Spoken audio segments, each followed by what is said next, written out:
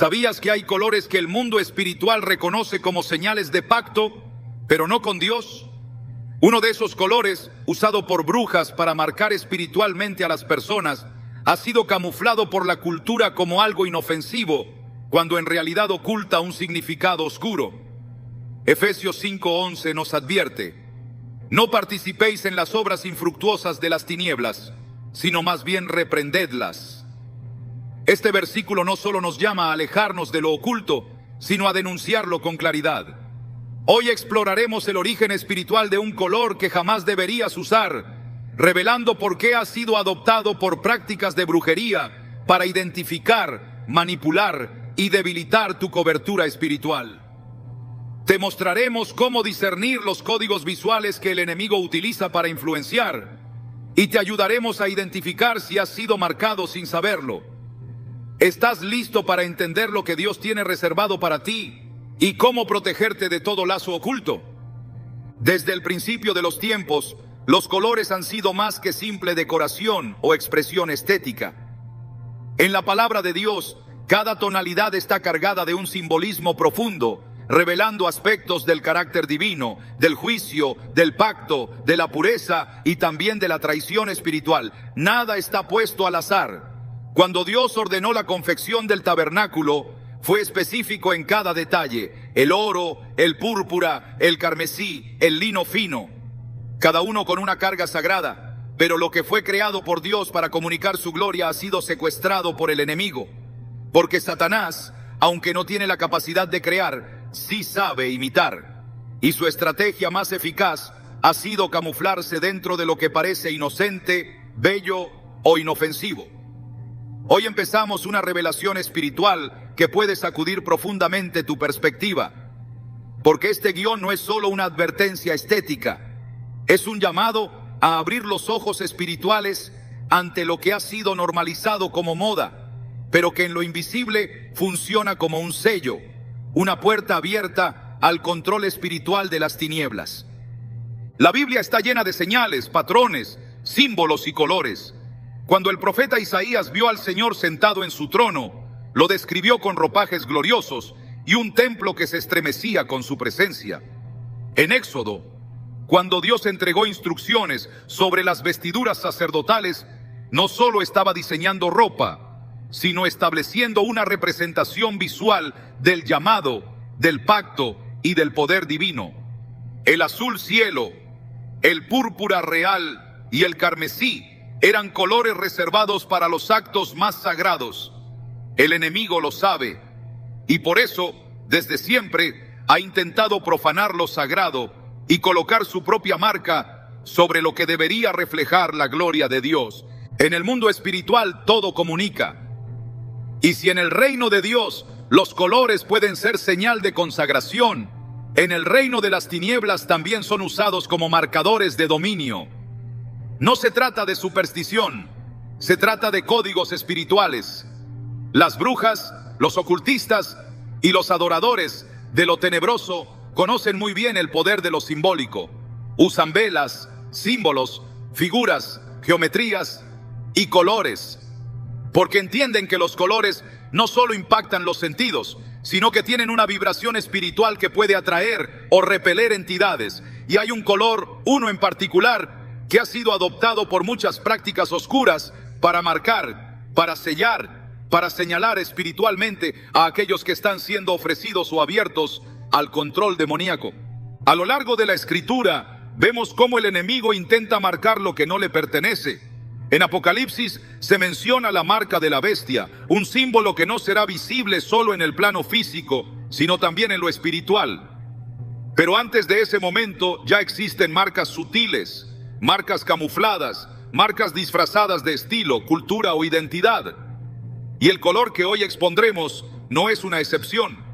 Lo alarmante es cómo ha sido popularizado, incluso romantizado, por la moda, el entretenimiento, la música y el arte. Pero en el plano espiritual su función es otra.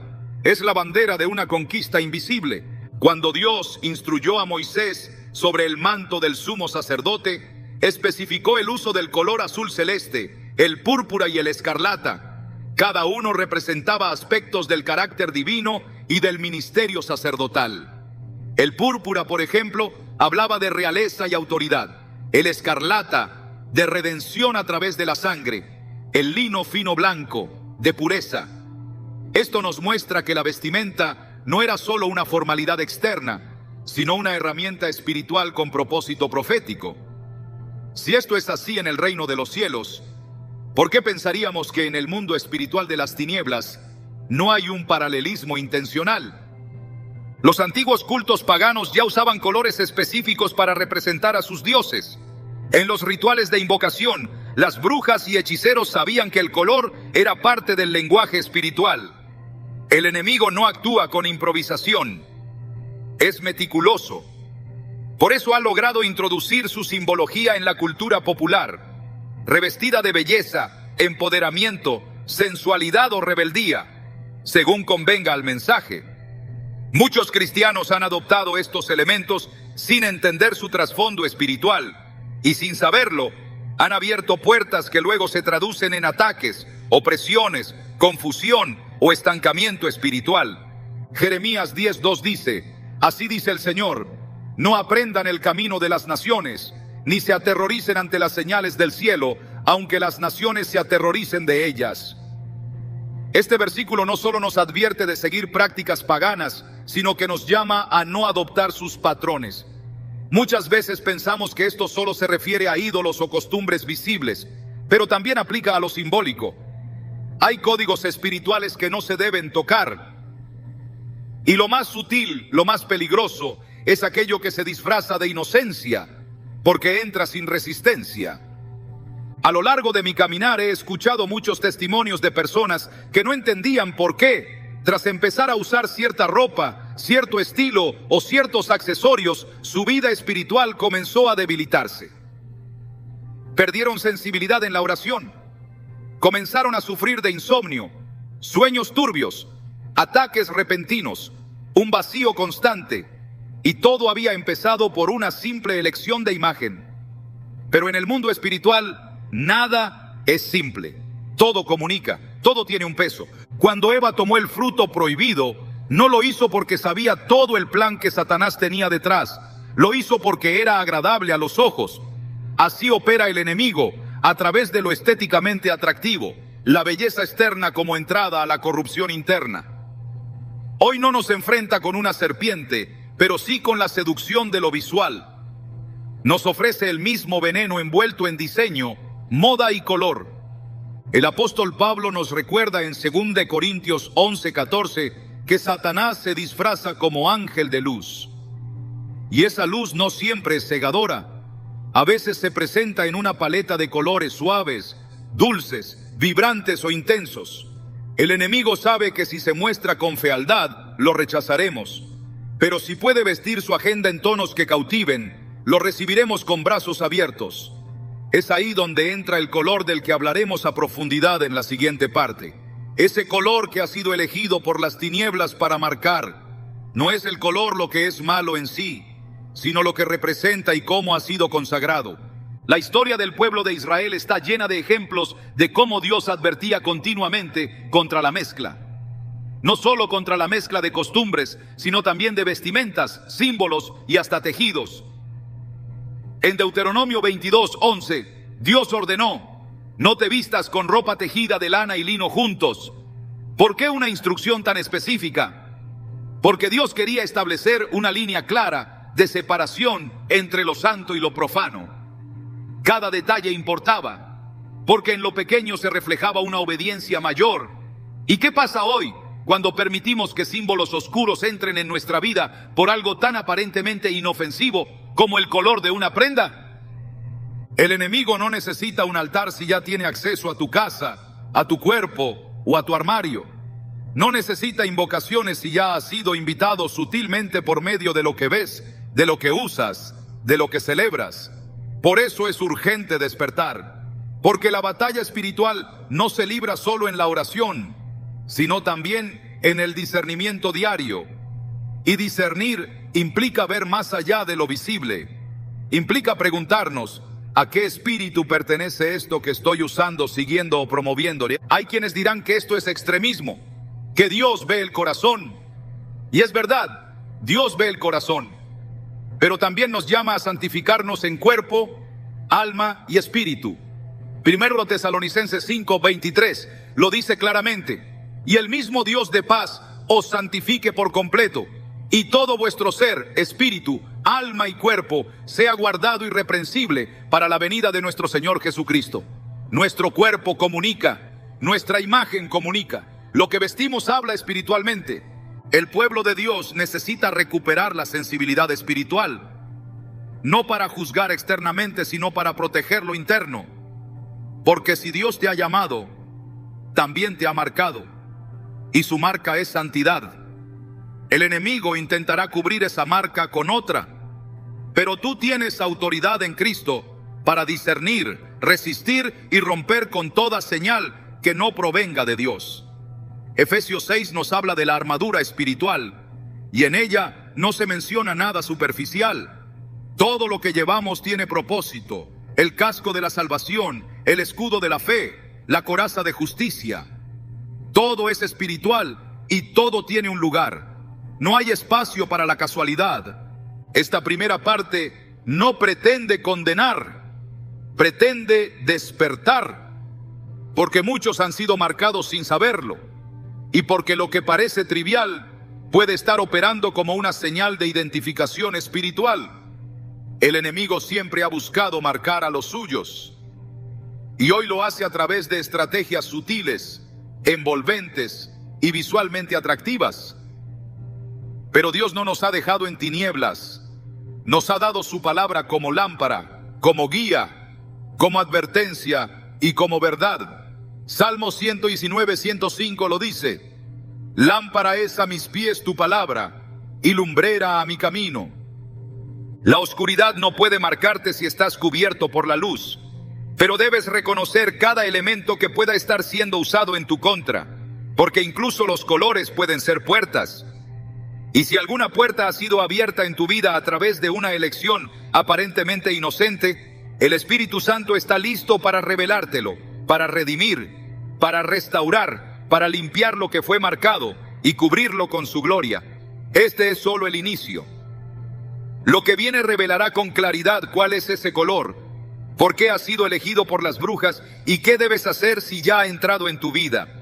Porque tu cuerpo, tu casa y tu alma fueron diseñados para reflejar luz, no para portar marcas del enemigo. ¿Estás listo para ver lo invisible?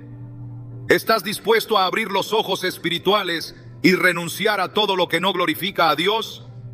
Si es así, no te apartes, porque lo que sigue no solo te abrirá los ojos, te dará autoridad para cerrar puertas que nunca debiste haber abierto. El mundo espiritual no opera con confusión ni improvisación. Todo lo que se mueve en el reino de las tinieblas tiene estructura, propósito y simbolismo. Y uno de los elementos más estratégicamente utilizados en esa estructura es el color. Lo que para muchos puede parecer una simple elección visual, para otros representa una señal espiritual, un código que trasciende la materia y se proyecta en lo invisible. En esta parte avanzamos hacia una revelación que ha sido encubierta por siglos, una verdad que ha sido disimulada en la cultura, en el arte, en la moda, y que sin embargo, en el lenguaje ocultista, es directa y contundente. Hay un color específico que las brujas utilizan para marcar, para abrir portales, para sellar personas.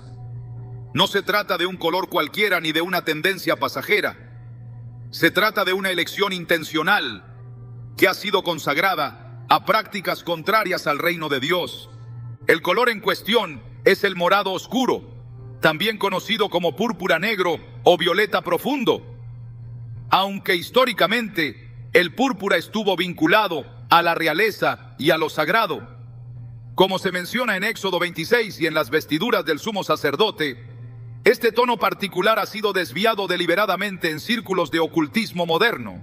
Su uso en brujería no es simbólico por accidente, sino por diseño. En rituales wiccanos, ceremonias de hechicería y cultos neopaganos, el morado oscuro representa conexión espiritual, poder psíquico y apertura a dimensiones invisibles. No es el púrpura del tabernáculo. Es una imitación manipulada, Y como toda imitación espiritual, no tiene como fin glorificar a Dios, sino confundir, controlar y corromper. Este color ha sido implementado en rituales para representar el tránsito entre el mundo visible y el espiritual. Se asocia con lo oculto, lo místico, lo enigmático. Pero más allá del concepto humano de misterio, lo que realmente hace es actuar como un manto de disfraz. En el ámbito de la brujería, se utiliza para marcar objetos, espacios e incluso personas, estableciendo legalidades espirituales. La vestimenta, los accesorios y los elementos pintados de este color son vistos como puntos de contacto. No se necesita un pacto verbal si ya existe una conexión visual y espiritual aceptada. Por eso, su uso no solo es común en ceremonias oscuras, sino que se ha extendido a contextos donde las personas no saben que están participando de algo espiritualmente comprometido. El enemigo ha logrado infiltrar esta simbología en ámbitos aparentemente inofensivos, eventos, movimientos, estéticas e incluso celebraciones que adoptan este color como emblema sin conocer su raíz. Lo que fue consagrado para marcar pactos espirituales ahora circula como símbolo de empoderamiento, de identidad o de expresión artística. Pero su función en el plano espiritual no ha cambiado, aunque el portador ignore el propósito detrás del color. El mundo espiritual no opera según la ignorancia del humano, sino según las legalidades establecidas. Y cuando se lleva algo que ha sido consagrado a las tinieblas, se establece una puerta. La ignorancia no protege, solo la sangre de Cristo lo hace. En el libro de Apocalipsis se describe a la gran ramera sentada sobre una bestia escarlata, vestida de púrpura y escarlata, adornada con oro y piedras preciosas. Este detalle, lejos de ser una simple elección estética, revela una realidad espiritual. La corrupción espiritual puede estar disfrazada de belleza y poder. Apocalipsis 17:4 dice: y la mujer estaba vestida de púrpura y escarlata y adornada de oro, de piedras preciosas y de perlas, y tenía en la mano un cáliz de oro lleno de abominaciones y de la inmundicia de su fornicación. Aquí, el púrpura está asociado con seducción espiritual, con una falsa autoridad, con una apariencia de gloria que en realidad encubre idolatría y rebelión. Este color específico, en su tonalidad más oscura, se ha convertido en una herramienta activa del ocultismo moderno. Ya no aparece solo en altares esotéricos, sino en productos de uso diario, en marcas comerciales, en símbolos de movimientos globales. El uso constante de este color en ciertos entornos no es casualidad. Hay intenciones espirituales detrás de su propagación. En contextos de brujería, se utiliza para representar la transformación interior sin la intervención de Dios, un poder autodirigido, una evolución que rechaza al Creador. Es el color que simboliza el trono usurpado, la realeza falsa, la espiritualidad sin redención. La Biblia nos advierte que no debemos ignorar las maquinaciones del enemigo. En 2 Corintios 2:11 leemos: para que Satanás no se aproveche de nosotros, pues no ignoramos sus maquinaciones. Esta declaración no es un simple consejo, es una alarma espiritual. Ignorar la estrategia del enemigo es colocarse en desventaja espiritual. Y una de las maquinaciones más efectivas ha sido utilizar lo visual como medio de dominio. Lo que entra por los ojos también puede afectar el alma, porque el ojo es la lámpara del cuerpo. Mateo 6:22-23 nos dice: la lámpara del cuerpo es el ojo. Así que si tu ojo es bueno, todo tu cuerpo estará lleno de luz. Pero si tu ojo es maligno, todo tu cuerpo estará en tinieblas. Lo que observamos, lo que adoptamos visualmente, afecta nuestra condición interna. La insistencia en no usar este color no proviene de una postura superficial. Proviene de la revelación de que en el mundo espiritual todo tiene intención. Nada es neutro. No existen los detalles inocentes cuando hablamos de guerra espiritual. Cuando una prenda, un símbolo o un color ha sido deliberadamente consagrado a poderes de las tinieblas, su presencia en tu vida no es pasiva. Actúa, emite, invita, aunque no lo sepas, aunque no lo sientas, aunque no lo creas. Dios nos ha llamado a ser santos en todo, incluso en lo que vestimos. Primero Pedro 1, 15, 16 dice: sino, como aquel que os llamó es santo, sed también vosotros santos en toda vuestra manera de vivir, porque escrito está: sed santos, porque yo soy santo. La santidad no se limita al altar, se extiende a lo que portamos, a lo que permitimos que nos represente. Cuando usamos lo que ha sido tomado por las tinieblas sin discernimiento, corremos el riesgo de ser confundidos en lo invisible, porque el enemigo no necesita proclamaciones para actuar, solo necesita espacio, y un símbolo equivocado le da acceso. Es esencial entender que el color, como manifestación visual, también transmite autoridad. En el reino de Dios, las vestiduras blancas representan pureza. El lino fino es símbolo de los actos justos de los santos. El oro habla de gloria, el azul del cielo, de revelación divina. Cada uno de ellos comunica algo en el mundo espiritual. Por eso, el uso del color equivocado, especialmente si ha sido adoptado por brujería como una marca espiritual, comunica también. Marca territorio, marca intención, marca pertenencia. El libro de Zacarías nos ofrece una imagen clara de cómo Dios presta atención incluso a las vestiduras del sacerdote. En Zacarías 3, 3, 4 se narra: y Josué estaba vestido de ropas viles, y estaba delante del ángel. Y habló el ángel, y mandó a los que estaban delante de él, diciendo: quitadle esas ropas viles. Y a él le dijo: mira que he quitado de ti tu pecado, y te he hecho vestir de ropas de gala. Esto no era solo una limpieza espiritual, era un cambio de estatus, una restauración de identidad. Lo que vestimos en el plano espiritual es parte de nuestra posición ante Dios. Por lo tanto, lo que ha sido consagrado a las tinieblas no puede estar sobre nosotros. El color morado oscuro, en su uso ocultista, se ha convertido en un velo espiritual. A menudo se asocia con lo intuitivo, lo femenino divinizado, lo trascendente sin Dios. Es una señal de poder sin santidad, de visión sin verdad, de apertura sin discernimiento. Pero en el reino de Dios no hay poder sin santidad, no hay visión sin palabra, no hay apertura sin dirección. Lo que el enemigo ofrece como expansión espiritual es en realidad una invasión disfrazada, y lo hace con símbolos que las personas aceptan sin saber lo que representan. La necesidad de discernimiento es urgente. Romanos 12:2 nos exhorta: no os conforméis a este siglo, sino transformaos por medio de la renovación de vuestro entendimiento, para que comprobéis cuál sea la buena voluntad de Dios, agradable y perfecta. No podemos conformarnos con lo que el mundo nos presenta como normal.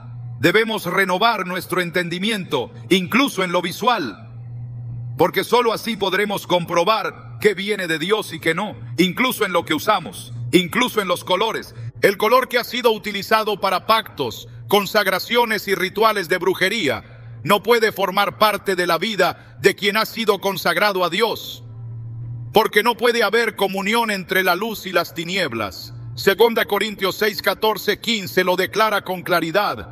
¿Qué comunión tiene la luz con las tinieblas? ¿Y qué concordia Cristo con Belial? Esta no es una separación superficial, es una división radical entre reinos. Cada elemento que llevamos habla de nuestra ciudadanía espiritual. Y si llevamos algo que ha sido consagrado a un reino ajeno al de Dios, estamos enviando señales equivocadas. No se trata de temer al color, se trata de comprender qué representa. Lo que ha sido distorsionado y usado por las tinieblas debe ser apartado. El pueblo de Dios no puede ignorar las señales. Y aunque este tema ha sido trivializado por el sistema del mundo, en lo invisible está actuando. Lo que se porta con orgullo en el plano físico puede estar gritando rendición en el plano espiritual. El morado oscuro ha dejado de ser solo un color, es un lenguaje, y ese lenguaje no pertenece al reino de los cielos. Reconocerlo es el primer paso. Separarse de él es obediencia. Y renunciar a todo símbolo que ha sido adoptado por el enemigo es una declaración espiritual de libertad. Porque cuando decides no portar lo que ha sido diseñado para marcar, estás diciendo: mi identidad no está en un símbolo cultural, está en Cristo. Y su sangre es la única marca que necesito. Su cobertura es la única que me protege. Su luz es la única que debe brillar sobre mí. Esta revelación no pretende sembrar miedo, pretende despertar, porque lo que ha sido ignorado por siglos ahora debe ser confrontado. El enemigo no se detendrá mientras encuentre espacios, pero el pueblo de Dios ha sido llamado a cerrar puertas, a romper pactos inconscientes y a alinear cada aspecto de su vida con la verdad. Lo que usas comunica, y el color que eliges puede estar diciendo más de ti de lo que imaginas. Hoy es el día para discernir, para limpiar, para tomar decisiones que reflejen el reino al que perteneces. La santidad se refleja también en lo que portamos, y Dios está llamando a su pueblo a ser irreprensible, incluso en los detalles. El enemigo ha perfeccionado su estrategia para infiltrar lo oscuro en lo cotidiano. Sabe que si se presenta abiertamente, será rechazado. Por eso actúa con astucia, disfrazando la transgresión de arte, el pecado de moda y la señal espiritual de simple elección estética. Así es como el color usado por brujas para marcar espiritualmente ha dejado de estar restringido a rituales ocultistas y ha comenzado a invadir la vida diaria de miles de personas sin que lo noten. Lo que antes era exclusivo de altares tenebrosos, ahora se encuentra en vitrinas, escaparates, campañas publicitarias, pasarelas, series, perfiles digitales y marcas globales. La marca espiritual se ha convertido en una herramienta de consumo masivo. Y mientras muchos lo asumen como parte de su identidad visual, en el plano invisible se activa una dinámica de legalidad espiritual que pocos comprenden, pero que afecta profundamente la atmósfera que los rodea. Cuando la Biblia dice en Efesios 4:27, no den lugar al diablo, no está hablando solo de actos evidentes de pecado, sino de cualquier punto de acceso, por pequeño que parezca. Lo que el creyente introduce en su vida, ropa, símbolos, colores, puede convertirse en un acceso indirecto si no ha sido discernido.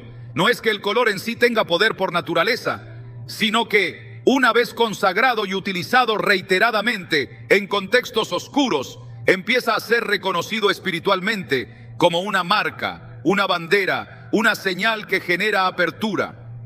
Esa es la razón por la cual este color, adoptado por la brujería para marcar, ha sido popularizado con tanta insistencia y ha penetrado silenciosamente en el entorno cotidiano. Muchos lo utilizan sin entender lo que están portando. Desde la elección de un fondo de pantalla hasta el color predominante en sus prendas más queridas, lo han integrado sin sospechar que aquello que visten o muestran puede estar hablando espiritualmente por ellos. Y no se trata de superstición ni de legalismo visual. Se trata de entender que el mundo espiritual responde a señales, a símbolos, a códigos. Tal como en el Antiguo Testamento, Dios ordenaba al pueblo que se abstuviera de ídolos y formas paganas, hoy la instrucción sigue siendo clara. No imiten las prácticas del mundo. Romanos 12:2 lo repite con poder. No os conforméis a este siglo, sino transformaos por medio de la renovación de vuestro entendimiento. Renovar el entendimiento es mirar más allá de lo visible y preguntar, ¿qué espíritu está detrás de esto? ¿Qué mensaje está siendo transmitido sin palabras? En el plano espiritual, todo comunica. El enemigo no necesita que lo invoquen si logra que lo representen. Y el color que ha sido utilizado como marca por brujas es precisamente uno de los medios más efectivos para representar su agenda. Desde pasarelas hasta campañas de redes sociales, el morado oscuro aparece como símbolo de introspección, poder interior, conexión con lo místico. Pero en los rituales ocultistas, ese mismo color está presente para abrir portales, marcar a los suyos, atraer entidades y establecer territorio. La expansión de este color no ha sido neutral, ha sido dirigida. Los movimientos espirituales sincretistas lo han adoptado como emblema. Las modas alternativas lo utilizan como distintivo. Incluso en algunos contextos religiosos que han caído en desviación doctrinal, se ha mezclado lo sagrado con lo místico bajo esa tonalidad. No es casualidad. Cuando algo se extiende con tanta fuerza, es necesario preguntarse, ¿quién lo está empujando en el plano espiritual? Porque el Espíritu Santo guía a toda verdad, mientras el espíritu del error opera con confusión, camuflaje y persuasión emocional. En 1 Juan 4:1 se nos exhorta, amados, No creáis a todo espíritu, sino probad los espíritus si son de Dios. Esto incluye lo que consumimos visualmente, lo que aceptamos como parte de nuestra imagen, lo que llevamos con nosotros en lo externo, pero que puede operar en lo interno. El color que se ha infiltrado en miles de contextos ahora se encuentra en objetos decorativos, en branding de productos, en maquillaje, en peinados, en logos, en campañas aparentemente inofensivas. Lo que antes se reservaba para rituales privados ahora se promueve como un símbolo de fuerza y transformación personal. El sistema del mundo presenta este color como una opción estética válida, sofisticada, alternativa. Pero lo que no muestra es el origen espiritual de esa elección. La Biblia nos advierte en 2 Corintios 11:14 que Satanás se disfraza como ángel de luz. Lo que parece atractivo, poderoso o innovador puede estar camuflando una agenda espiritual destructiva. En este caso, se ha vestido con tintes artísticos, culturales y sociales para enraizarse en la mente colectiva. Y mientras tanto, el enemigo fortalece su marca sin ser detectado. El uso constante y desprevenido de este color por parte de creyentes abre brechas. No porque el tono tenga poder en sí, sino porque ha sido espiritualmente codificado por prácticas que se oponen al reino de Dios. Lo mismo que ocurrió con símbolos que antes eran sagrados y luego fueron pervertidos, ocurre con este color. El enemigo no necesita inventar, solo necesita distorsionar. Y cuando logra introducir esa distorsión en la vida de los hijos de Dios, ha conseguido avanzar sin oposición. El libro de Levítico es claro respecto a la pureza en todo aspecto. Las instrucciones sobre vestimenta, materiales, formas y colores no eran arbitrarias. Reflejaban un principio espiritual. Lo que portas debe estar alineado con el carácter de aquel a quien sirves.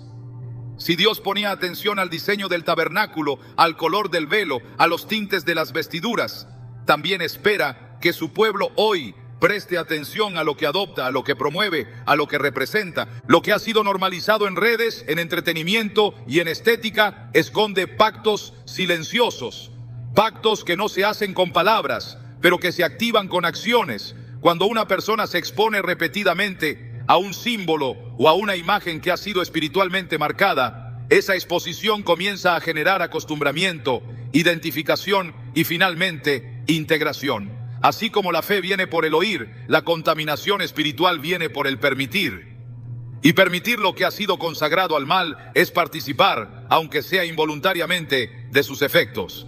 En Oseas 4:6, el Señor declara: mi pueblo fue destruido porque le faltó conocimiento, no porque carecieran de fe, no porque no oraran, sino porque ignoraron verdades espirituales fundamentales.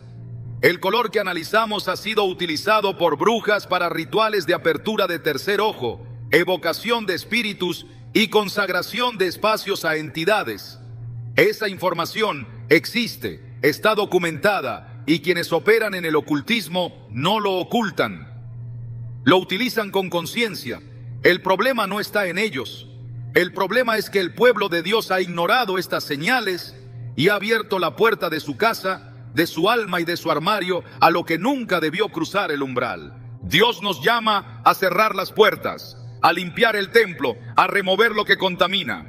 2 Corintios 7:1 dice: así que, amados, puesto que tenemos tales promesas, limpiémonos de toda contaminación de carne y de espíritu, perfeccionando la santidad en el temor de Dios. Esta limpieza incluye las cosas que consideramos inofensivas, incluye lo que nos parece bello, pero que en lo invisible emite otro mensaje. Incluye lo que portamos como moda, pero que fue diseñado para marcar, no para embellecer. Hay una diferencia entre lo que Dios redime y lo que el enemigo reclama como suyo. Lo que ha sido entregado repetidamente en sacrificios espirituales a entidades de oscuridad no puede ser utilizado sin consecuencias. El color que las brujas utilizan para marcar ha sido ofrecido en altares donde se invocan demonios. Ha sido repetido en rituales de poder psíquico y empoderamiento místico. Ha sido establecido como un símbolo de acceso. Y cuando alguien que ha sido apartado por Dios lo porta sin discernimiento, se produce una contradicción espiritual que genera confusión, debilitamiento y pérdida de sensibilidad. Dios no es un Dios de confusión. Su luz no se mezcla con tinieblas y su llamado no se contradice. Si ha ordenado vivir en santidad, eso incluye nuestras decisiones visuales. Si ha establecido que somos templo del Espíritu Santo, lo que entra en ese templo no puede estar marcado por lo profano. La pureza no se limita a lo sexual o moral. También es visual, también es simbólica, también es espiritual. En el libro de Apocalipsis se nos muestra cómo los redimidos portan ropas blancas. No porque el blanco sea el único color permitido, sino porque en lo espiritual la limpieza se representa por lo que se porta. Si la ropa comunica una señal espiritual, el color también. Por eso el color usado por brujas no puede formar parte del atuendo de alguien que ha sido consagrado a Dios. Porque no hay pacto entre Cristo y Belial. Porque no hay concordia entre la verdad y la distorsión. La urgencia de esta revelación no es estética. Es espiritual. Lo que ha sido infiltrado en la cultura tiene un propósito, y si no es del reino, es contra el reino. Lo que parece sofisticado puede ser tóxico espiritualmente. Lo que parece personal puede tener raíces de impureza espiritual. El enemigo trabaja desde hace siglos para hacer de lo oscuro algo deseable, de lo marcado algo bello, de lo consagrado a la oscuridad algo normal. Pero el discernimiento rompe el ciclo. La verdad expone la raíz. La luz desactiva la marca. Este es el momento para ver con otros ojos, para permitir que el Espíritu Santo revele lo que antes pasaba desapercibido. Porque mientras el pueblo duerme, el enemigo siembra. Y lo ha hecho en tonos, en estilos, en diseños. Pero la palabra sigue siendo nuestra defensa. Y ella no cambia. Si Dios ha dicho que no debemos participar de las obras infructuosas de las tinieblas, sino más bien reprenderlas, como dice Efesios 5:11, eso incluye también lo que visualmente representa esas tinieblas. La Escritura no deja espacio a dudas. Todo lo visible está conectado a lo invisible. Nada que vemos con los ojos es meramente superficial. En el mundo espiritual, los símbolos son puertas, las marcas son pactos, y las vestiduras son declaraciones. Cada elemento que aparece en la palabra, desde los detalles más pequeños en el diseño del tabernáculo hasta las marcas proféticas de los últimos tiempos, tiene un eco directo en el plano espiritual. Y cuando hablamos de colores usados por brujas para marcar, no estamos hablando de supersticiones modernas. Estamos hablando de un principio espiritual antiguo, tan viejo como la rebelión misma. Porque antes de que el ser humano buscara expresarse a través del color, ya los cielos y los ejércitos invisibles sabían que lo visual tenía poder. En el libro de Éxodo, Dios instruye con precisión cómo deben ser confeccionadas las vestiduras del sumo sacerdote. No eran simples ropajes, eran portadores de gloria, de función, de santidad. Cada color, cada hilo, cada piedra preciosa tenía un significado específico.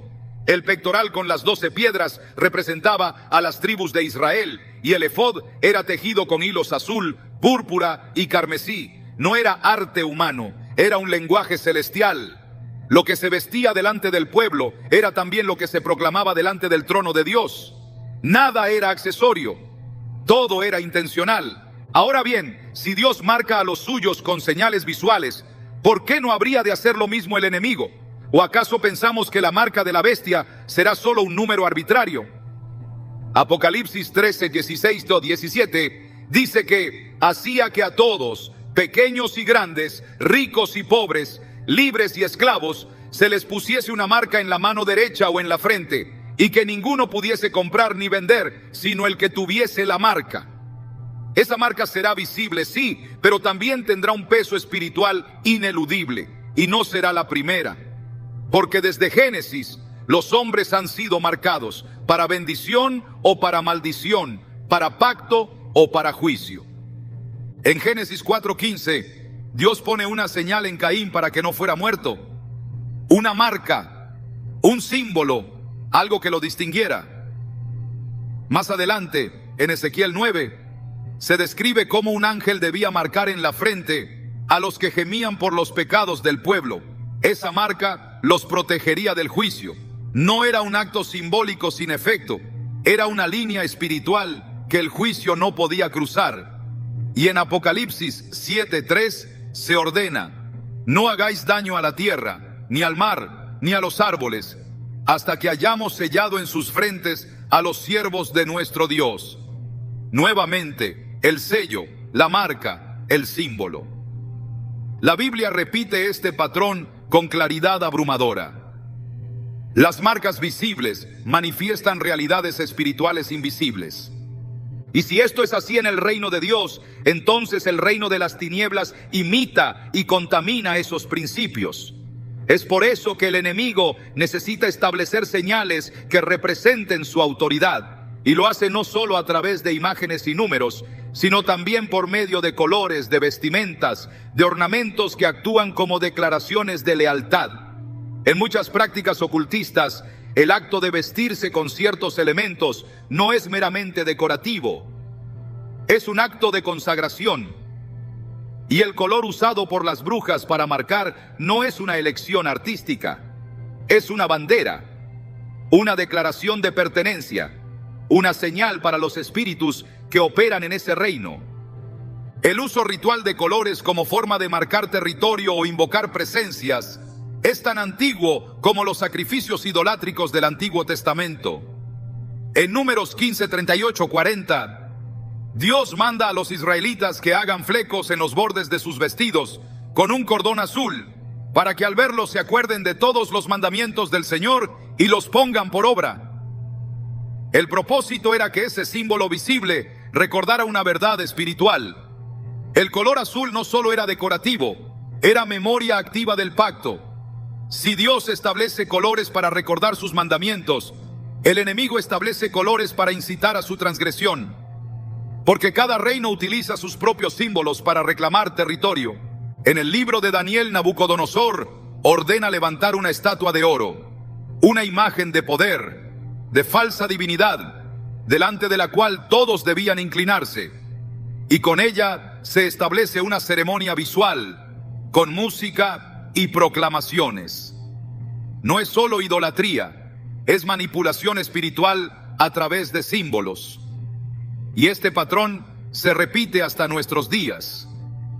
Lo que antes eran ídolos de piedra, ahora son conceptos visuales normalizados, insertados en la cultura para introducir legalidades sin necesidad de adoración explícita.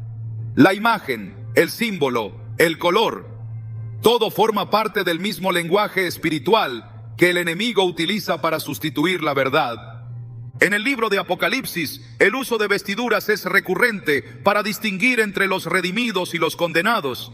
Las ropas blancas aparecen como símbolo de los santos. La gran ramera está vestida de púrpura y escarlata. Y los ejércitos del cielo montan caballos blancos y visten lino fino, blanco y limpio. Este contraste entre lo santo y lo profano se manifiesta visualmente. No hay neutralidad. No existe un punto medio entre lo que representa a Dios y lo que representa otra cosa. Y el color que las brujas han adoptado como marca no es una excepción. Está diseñado para identificar, está construido como señal, está cargado de intenciones espirituales precisas. El libro de Isaías muestra cómo Dios rechaza no solo las acciones, sino también los símbolos que representan rebelión. En Isaías 3, 18, 23 se enumeran adornos que el Señor quitará del pueblo por haberlos utilizado en arrogancia y vanidad. Hay una purificación que comienza por lo externo, no porque lo externo determine la santidad, sino porque muchas veces lo externo manifiesta una conexión con lo interno. Y cuando un símbolo ha sido consagrado a la oscuridad, no puede ser redimido sin primero ser discernido, confrontado y rechazado. A lo largo de toda la Biblia, las vestiduras son una constante espiritual. Cuando el hombre pecó en Edén, Dios le hizo túnicas de piel. Cuando el hijo pródigo volvió, el padre mandó traer el mejor vestido. Cuando el sumo sacerdote entraba al lugar santísimo, lo hacía con ropa específica. Cuando Jesús se transfiguró, su ropa resplandecía como el sol. Lo que se viste importa, porque lo que se porta representa. Y si eso es cierto para la luz, también es cierto para las tinieblas. El mundo espiritual reacciona a señales, a pactos, a marcas, a símbolos. No se necesita pronunciar una palabra para establecer una legalidad. Basta con portar un símbolo que represente una alianza. Y si ese símbolo ha sido cargado por siglos de consagraciones, rituales y pactos ocultistas, su uso no es pasivo. Se convierte en una manifestación activa de apertura espiritual.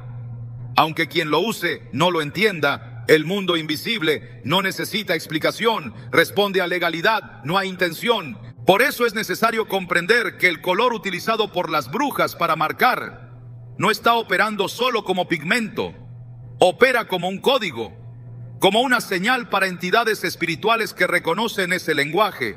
Y ese lenguaje ha sido adoptado por culturas, por movimientos sociales, por corrientes ideológicas, como una forma de identidad visual. Pero en su origen espiritual, ese color no representa autoexpresión, representa una alianza, una consagración, una marca.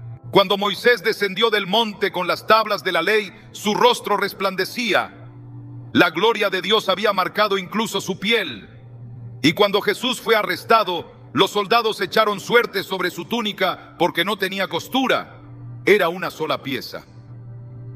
Detalles que parecen mínimos, pero que en el mundo espiritual tienen peso.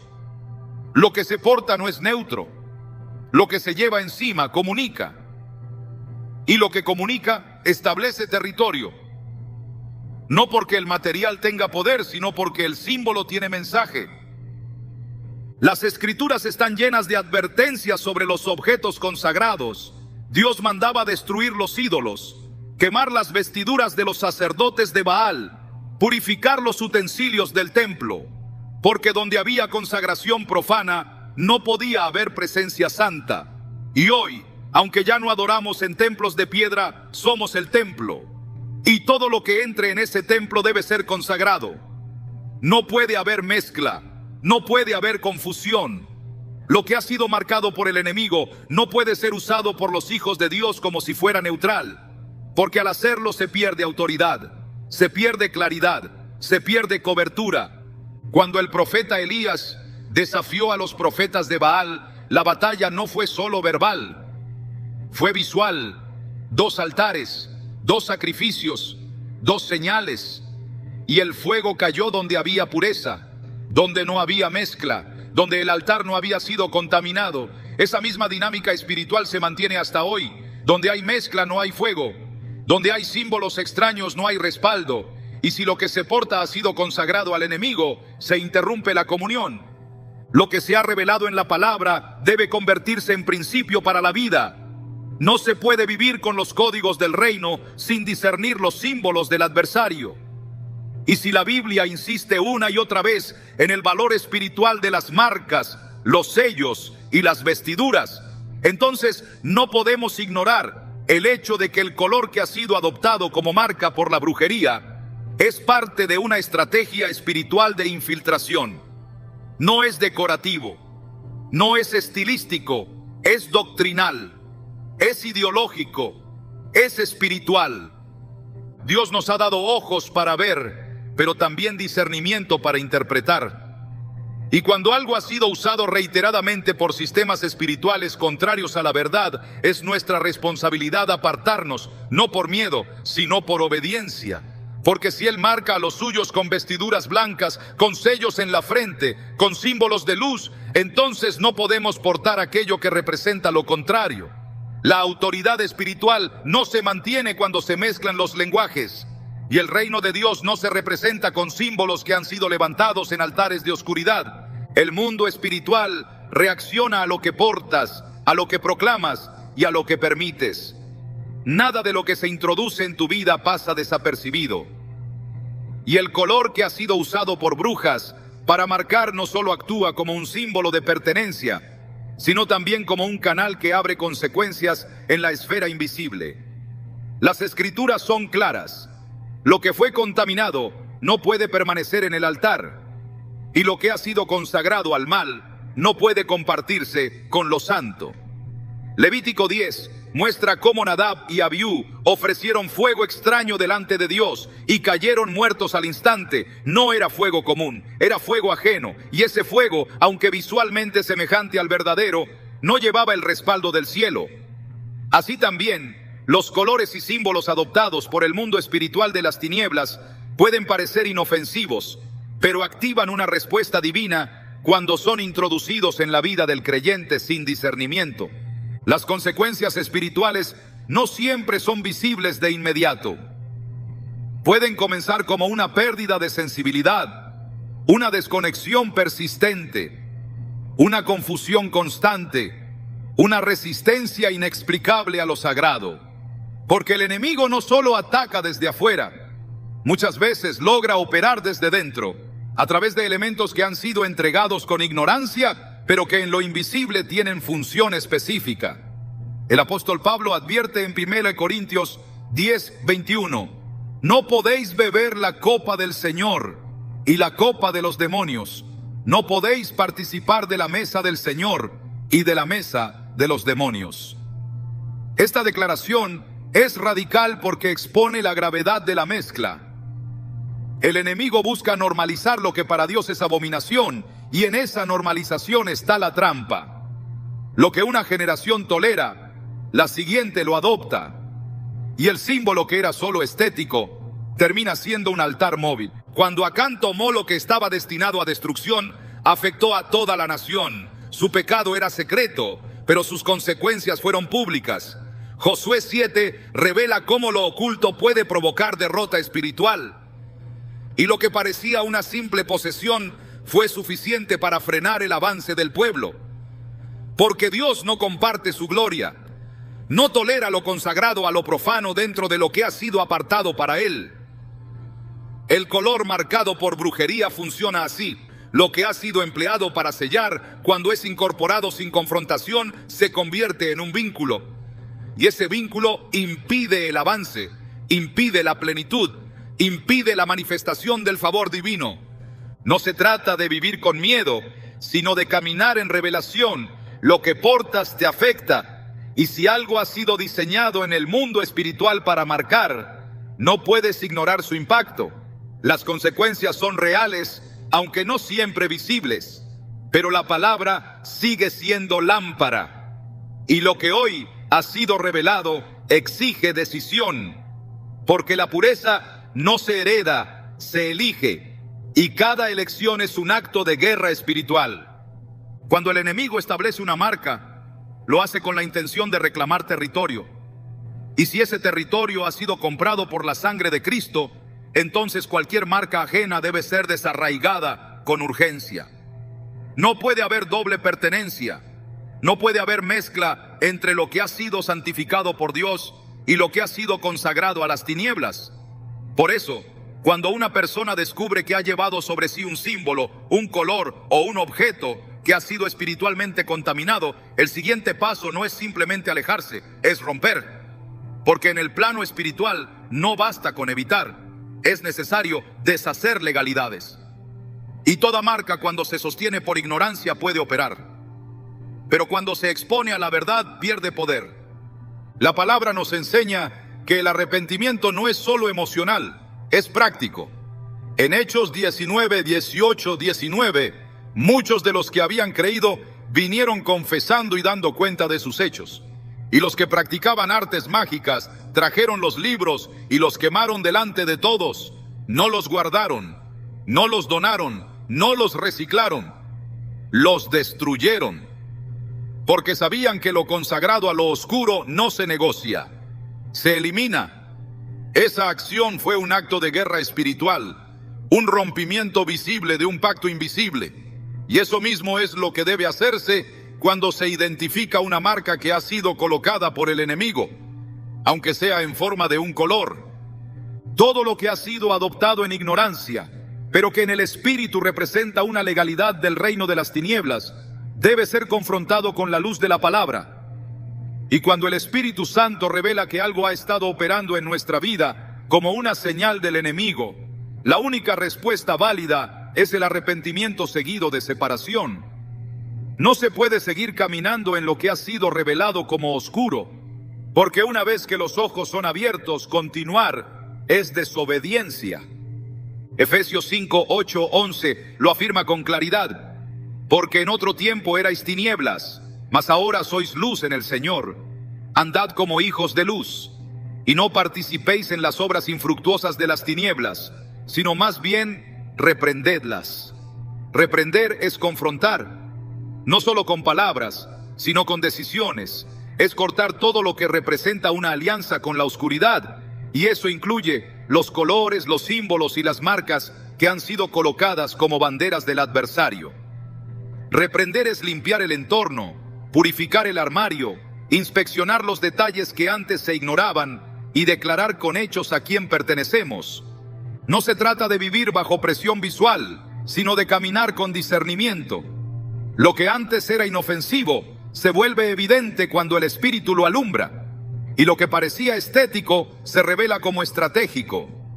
Por eso, cuando un color ha sido usado por brujas para marcar y el creyente lo identifica en su vida, la reacción debe ser espiritual.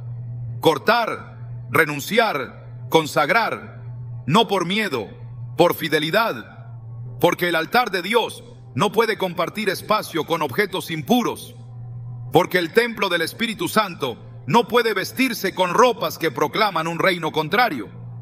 Joel 2, 12, 13 dice: convertíos a mí con todo vuestro corazón, con ayuno y lloro y lamento.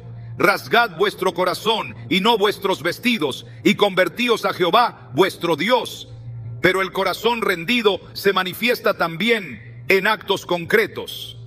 Si hay un color que ha sido vehículo de pacto con las tinieblas, entonces rasgar el corazón implicará también rasgar el velo que ha cubierto el entendimiento.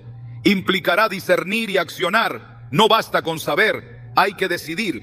Y cada decisión en obediencia produce una reacción en el cielo. El proceso de recuperación espiritual empieza cuando lo contaminado es sustituido por lo santo. No se trata solo de quitar, se trata de reemplazar. El color que representaba oscuridad debe ser sustituido por lo que representa pureza. La señal que abría puertas al enemigo debe ser reemplazada por aquello que declara cobertura divina. Y eso no es un cambio de imagen, es una proclamación de identidad. Porque lo que portas sigue hablando, incluso cuando tú guardas silencio. Cuando el pueblo de Israel salió de Egipto, llevó consigo oro, plata y vestidos. Pero Dios no permitió que esos objetos, adquiridos en tierra de esclavitud, fueran usados sin redención. El oro fue fundido para el tabernáculo. Las vestiduras fueron rediseñadas para el sacerdocio. Todo lo que era egipcio debía ser transformado para el servicio divino. No bastaba con poseerlo, había que consagrarlo. Así también hoy, lo que ha sido identificado como marca del enemigo debe ser puesto bajo fuego espiritual. No para ser reciclado, sino para ser reemplazado por aquello que glorifica a Dios. Romanos 13:12 nos da una orden directa. Desechemos pues las obras de las tinieblas y vistámonos las armas de la luz. El cambio espiritual se expresa en decisiones externas, porque la santidad no es un concepto abstracto, es una vida visible. Y cuando las marcas de las tinieblas han sido cortadas, entonces se puede caminar con libertad, con cobertura y con autoridad. Esta es la hora de tomar decisiones. No se puede caminar con marcas ajenas y esperar bendición plena. No se puede portar lo que fue usado en altares oscuros y al mismo tiempo adorar en el altar del Dios vivo. Hoy es el día de cerrar puertas, de romper legalidades, de consagrar lo que se porta, lo que se ve, lo que se permite. Porque lo que ha sido comprado por la sangre no puede seguir marcado por lo profano. Y lo que fue diseñado para marcarte en la oscuridad, hoy puede ser la señal que te lleva a una limpieza definitiva. Lo que portas no solo se ve, también se escucha en lo invisible. Porque en el mundo espiritual, el lenguaje no es solo palabra, también es atmósfera. Y cuando adoptas sin filtrar, te expones a un sonido que no viene del cielo. Hoy no hablamos solo de un color, sino del eco que produce en lo eterno. Cada señal que permites sobre ti proyecta un mensaje hacia los cielos. Por eso, este no es solo un llamado a revisar tu armario, sino a sintonizar tu vida entera con la frecuencia del reino. El enemigo marca para confundir, Dios viste para establecer destino. Y solo uno de esos códigos puede permanecer sobre ti. La verdadera libertad no se trata de hacer lo que quieras, sino de portar lo que el cielo reconoce como suyo. Esa es la cobertura que protege, el sello que respalda, la señal que activa propósito. Ya no eres un espacio para símbolos prestados, eres diseño original del Padre. Es tiempo de vestir lo que refleja la eternidad que te espera, porque hay un color que nunca fue tuyo, y hay una identidad que el enemigo no podrá borrar jamás. ¿Estás listo para reflejar solo lo que viene del trono?